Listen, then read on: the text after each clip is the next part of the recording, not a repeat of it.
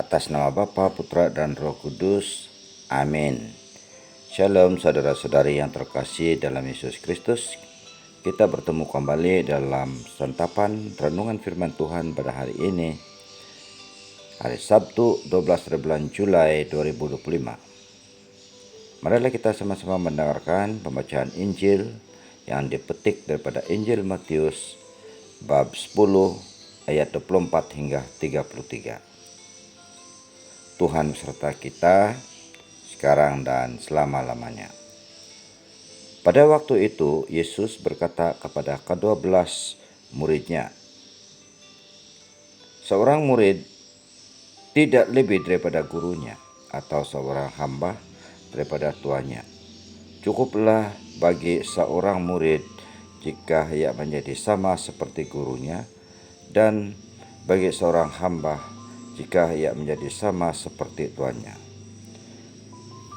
Jika tuan rumah disebut Beelzebul, apalagi seisi rumahnya. Jadi janganlah kamu takut terhadap mereka, karena tidak ada sesuatu pun yang terselubung yang tidak akan disingkapkan, dan tidak ada sesuatu pun yang tersembunyi yang tidak akan diketahui. Apa yang kukatakan kepadamu dalam gelap, katakanlah itu dalam terang, dan apa yang dibisikkan ke telingamu, beritakanlah itu daripada atas rumah. Janganlah takut terhadap mereka yang membunuh tubuh, tetapi tidak berkuasa membunuh jiwa. Takutlah terutama kepada Dia yang berkuasa membinasakan baik jiwa maupun tubuh di dalam neraka. Bukankah 2 ekor burung pipit dijual seharga 1 keping uang terkecil? Namun seekor pun tidak akan jatuh ke bumi di luar kehendak Bapamu.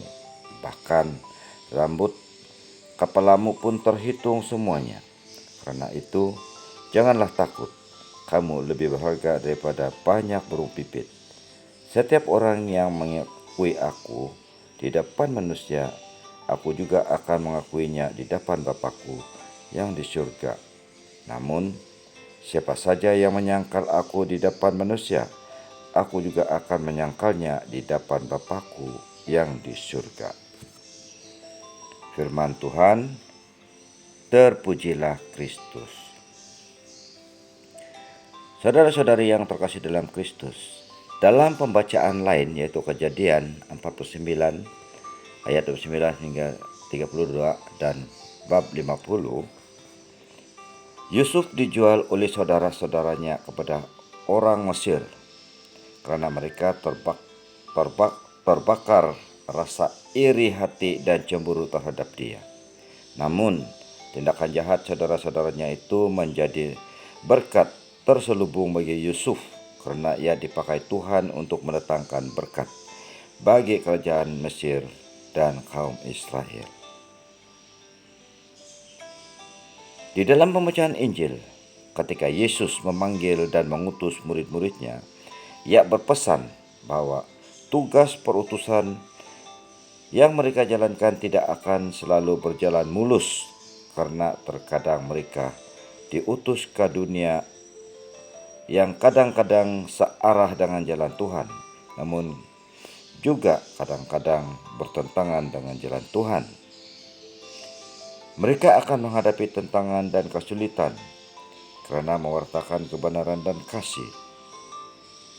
Sebab itu, Yesus meneguhkan agar mereka tetap beriman teguh dan setia akan penyertaan, pelindungan, dan penyelenggaraannya. Saudara-saudari yang terkasih, kita perlu memiliki keyakinan iman seperti Yusuf dan para murid Yesus, baik dalam suka maupun dalam duka hidup kita. Keyakinan iman itu mengarahkan kita untuk menjalani hidup ini dalam rencana dan kehendak Tuhan, sehingga kita tidak mudah terbuai oleh kepentingan dunia. Orang yang taat dan setia kepada Yesus akan diakui olehnya di hadapan Bapa di surga. Amin. Kemuliaan kepada Bapa dan Putra dan Roh Kudus, seperti pada permulaan, sekarang, selalu, dan sepanjang segala masa. Atas nama Bapa, Putra, dan Roh Kudus. Amin.